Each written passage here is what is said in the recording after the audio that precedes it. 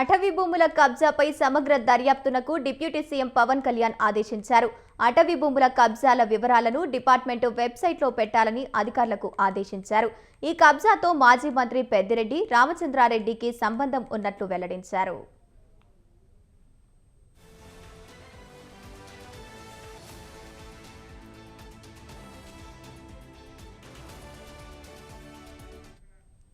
Right, ఇక ఇదే అంశానికి సంబంధించి పూర్తి సమాచారాన్ని మా AP bureau chief Abdul Aleem అందిస్తారు.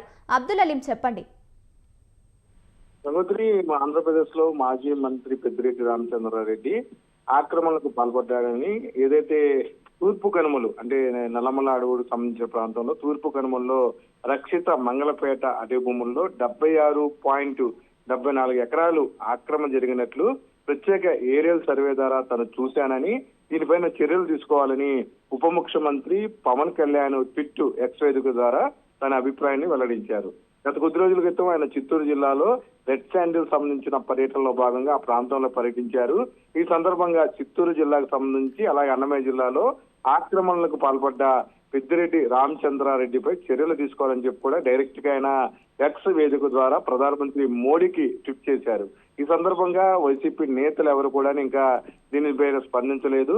ఏదైనా అడవి భూముల్లో లాక్కున్న భూమి ఎవరికైనా సరే మినహాయింపులు ఉండవు. అది ఎంతటి వారైనా సరే వారిపై చట్ట ప్రకారం చర్యలు తీసుకుంటాం. ఇక్కడ ఉన్నది కూటమి ప్రభుత్వం అని చెప్పి కూడాను జనసేన అధినేత డిప్యూటీ సీఎం పవన్ కళ్యాణ్ స్పష్టం చేశారు.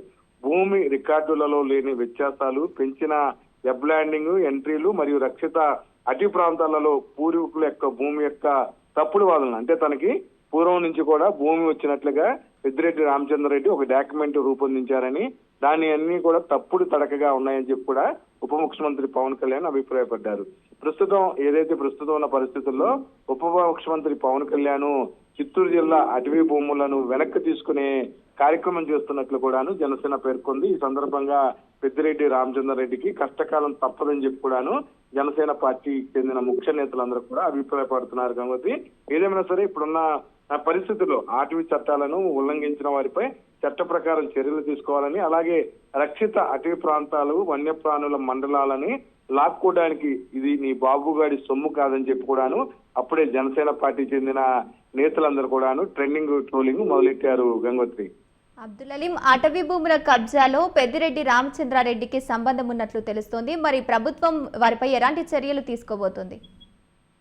అంటే సాక్షాత్తు ఉప ముఖ్యమంత్రి పవన్ కళ్యాణ్ ఏదైతే ఆక్రమిత ప్రాంతాల్లో పర్యటించారు, దానికి సంబంధించిన ఎక్స్క్లూజివ్ వీడియో కూడా మనం తీసుకోవడం జరిగింది. ఏరియల్ వ్యూ సంబంధించిగా ఏదైతే అటవీ ప్రాంతాల్లో పవన్ కళ్యాణ్ ఆక్రమించారో దానికి సంబంధించిన వీడియో కూడా రిలీజ్ చేయడం జరిగింది. అయితే పెద్దిరెడ్డి రామచంద్రారెడ్డి గతంలో కూడా తనకు పూర్వీకుల ద్వారా ఆ భూములు వచ్చాయని చెప్తున్నారు. అయితే ఆ భూములు ఎలా వచ్చాయి, పూర్వీకులకు సంబంధించిన లింకు డాక్యుమెంట్లు కూడాను ప్రభుత్వం గ్యాదర్ చేయాలని చెప్పి కూడాను కేబినెట్ మంత్రులందరూ కూడాను ఆయన ఎక్స్ వేదిక ద్వారా ట్వీట్ చేశారు. అలాగే ముఖ్యమంత్రి చంద్రబాబుతో పాటు ప్రధానమంత్రి మోడీకి కూడాను తను ఏదైతే ఏరియల్ సర్వే చేశారో ఎక్కడైతే భూములు ఆక్రమణ జరిగాయో ఆ ప్రాంతాన్ని గుర్తిస్తూ కూడాను ఒక శాటిలైట్ వ్యూని కూడా మా ఉప ముఖ్యమంత్రి పవన్ కళ్యాణ్ అటు కేంద్ర ప్రభుత్వానికి ఎక్స్ వేదిక ద్వారా వెల్లడించారు.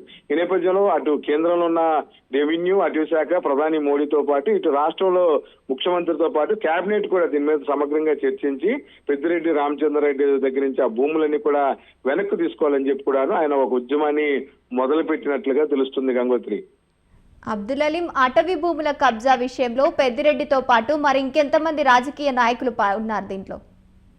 అంటే చాలా ఎక్స్క్లూజివ్ గా ఈ విషయాన్ని చెప్పొచ్చు మనం. ఎందుకంటే ఏదైతే ఆ తూర్పు కనుమలు చాలా అందంగా ఉంటాయి, ప్రకృతి అంతా కూడా అక్కడ పుట్టిన ప్రాంతం. ఆ కలియుగ దైవం వెంకటస్వామి కూడా ఆ ప్రాంతంలో ఏదైతే స్వయంభూగా వెలిసిన ప్రాంతం కాబట్టి ఆ ప్రాంతంపై తనకు విపరీతమైన ప్రేమ, అభిమానం ఉన్నాయని చెప్పి కూడా జనసేన అధినేత పవన్ కళ్యాణ్ చెప్తున్నారు. అలాగే వన్యప్రాణులు చాలా విలువైన ఏదైతే మన జాతీయ పక్షులు నెమలి, అలాగే జింకలు, సింహాలు, పులులు అన్ని కూడా సంచరించే ఆ ప్రాంతాల్లో ఇలాగ అడవుల్ని ఆక్రమించేసుకుని ఏదైతే విల్లాలు కట్టడం, వాళ్ళ సొంత నివాసాలకు ఉపయోగించటం ఆయన చాలా సీరియస్ గా ఉన్నారు. సుమారు 76 ఎకరాలంటే అదొక అడవిలో సగ భాగాన్ని కూడా ఆక్రమించినట్లుగా ఆయన అభిప్రాయపడుతున్నారు. అయితే ఈ ఆక్రమణ మీద గతంలో కూడా పెద్దిరెడ్డి రామచంద్రారెడ్డి మాజీ మంత్రి మాట్లాడటం జరిగింది. అవన్నీ కూడా తన వంశపారపర్యంగా తనకు భూములు వచ్చాయని చెప్పి కూడాను ఆయన చెప్పడం జరిగింది. ఈ పరిస్థితుల్లో ఈయన చేసిన ఏదైతే ఎక్స్ వేదిక ద్వారా తన అభిప్రాయాన్ని వెల్లడిస్తున్నారు. దానిపైన పెద్దిరెడ్డి ఏ విధంగా స్పందిస్తారో కూడా మనం చూడాలి. చిత్తూరు జిల్లాకు సంబంధించి అక్కడ తిరుపతి ఆ ప్రాంతాల్లో జనసేన పార్టీకి వర్సెస్ వైసీపీకి పెద్ద ఎత్తున ఒక యుద్ధమే జరుగుతుందని చెప్పొచ్చు. కాబట్టి ఈ నేపథ్యంలో ఈ ఏదైతే ఇప్పుడు ప్రస్తుత ఎక్స్ వేదిక ద్వారా ఉప ముఖ్యమంత్రి పవన్ కళ్యాణ్ 76 ఎకరాలు ఇంచుమించు 100 ఎకరాలకి చేరువలో ఆక్రమణలు జరిగాయని అటవీ రెవెన్యూ శాఖ అధికారులు చర్యలు తీసుకోవాలి, దీన్ని కేబినెట్ ముందు ఉంచాలని చెప్పి కూడా ఆయన అధికారులను ఆదేశించారు. ఈ పరిణామాలన్నీ కూడా కొంచెం ఇబ్బందికర పరిస్థితుల్లో వైసీపీని ఇబ్బందిలో నెట్టేలాగా అయితే చాలా స్పష్టంగా కనిపిస్తుంది. జనసేన అధినేత పవన్ కళ్యాణ్ పర్యటనలు వెనక మతలబు ఇదా అనేది కూడా ఇప్పుడు వైసీపీకి చెందిన ముఖ్య నేతలందరూ కూడా తలలు పట్టుకుంటున్నారు. ఇది వాస్తవం అవాస్తవం అనేది విచారణ జరగాలి. అక్కడ సంబంధించిన దాని మీద కౌంటర్ గా పెద్దిరెడ్డి ఏం మాట్లాడతారో కూడా వేచి చూడాలి. Gangotri. Right, thank you Abdul haleem. Vigilance report న్యాయ నిపుణుల సలహాలతో చర్యలు తీసుకోవాలని అధికారులను ఆదేశించారు. మంగళంపేట అటవీ భూముల కబ్జాల వివరాలు బయటపెట్టారు. మొత్తం 76.74 ఎకరాల అటవీ భూమి కబ్జా అయిందని తెలిపారు. మాజీ మంత్రి పెద్దిరెడ్డి రామచంద్రారెడ్డికి ఈ కబ్జాతో సంబంధం ఉన్నారని పవన్ పేర్కొన్నారు.